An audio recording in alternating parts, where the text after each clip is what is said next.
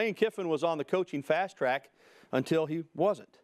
Dumped unceremoniously in the middle of the season by USC Director of Athletics Pat Hayden in 2011, Kiffin was in limbo and the phone wasn't ringing until Nick Saban called.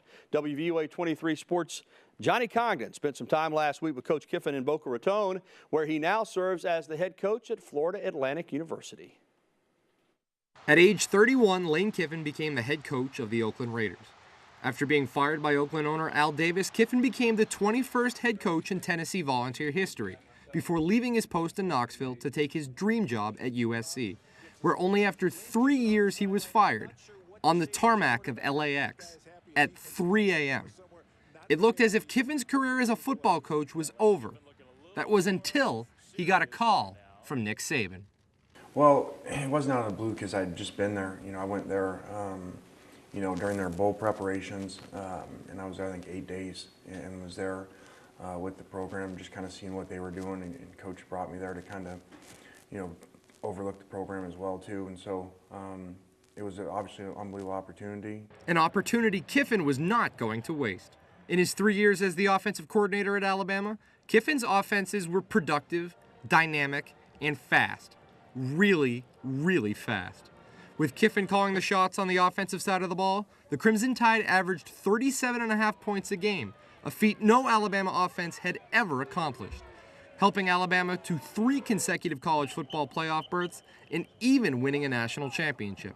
In the process, Kiffin managed to help 2 specific members of the Crimson Tide into the record books. Between Amari and Derek, winning a Blitnikoff, winning a Heisman Trophy, in back-to-back years, and arguably, the 2 most productive, seasons by a receiver or by a running back in the history, not of the school, but in the history of the SEC. And Derek's numbers and Amari's numbers, so really unbelievable players to be around.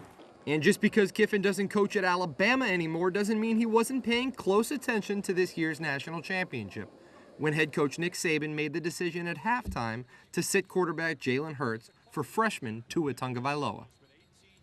It wasn't just about, Jalen's play. Everything was about that.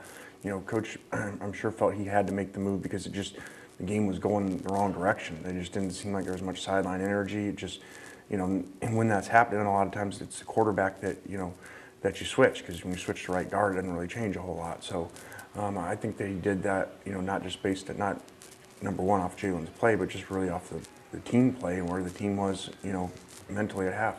Now the head coach at FAU, Kiffin is implementing the lessons he learned under Nick Saban into his own program.